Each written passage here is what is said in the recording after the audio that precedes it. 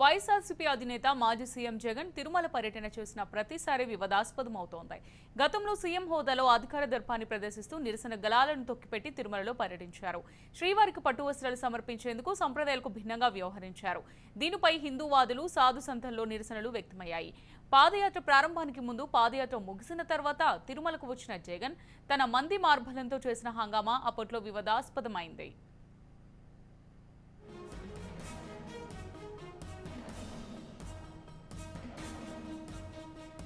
తిరుమల గిరులను భక్తులు ఎంతో పవిత్రంగా భావిస్తారు.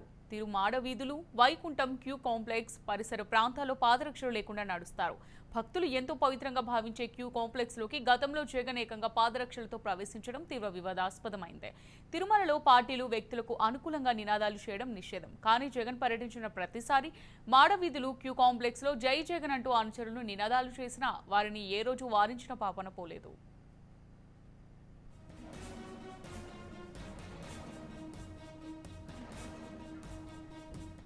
గత పర్యటనలో జగన్, ఆయన అనుచర ఘనం చేసిన అరాచకాలను గుర్తు చేసుకుంటున్న భక్తులు శనివారం ఆయన తిరుమల పర్యటనపై ఆందోళన వ్యక్తం చేస్తున్నారు.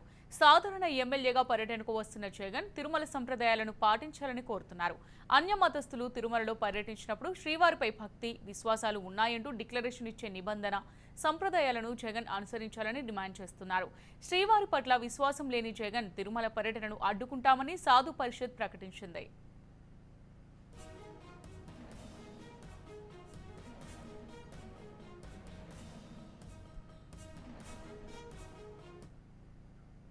పవిత్రమైన లడ్డులో కల్తీ నెయ్యి వాడడంతో పాటు 5 ఏళ్ల పాలనా కాలంలో తిరుమల పవిత్రత, ప్రతిష్టకు భంగం కలిగించే రీతిలో వ్యవహరించిన జగన్ కు ఏడుకొండల వాడిని దర్శించుకునే హక్కు లేదంటూ ధార్మిక సంఘాలు నిరసనలు వ్యక్తం చేశాయి.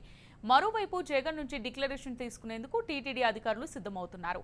సంతకం చేసిన తర్వాతే దర్శనానికి అనుమతిస్తామని తేల్చి చెబుతున్నారు.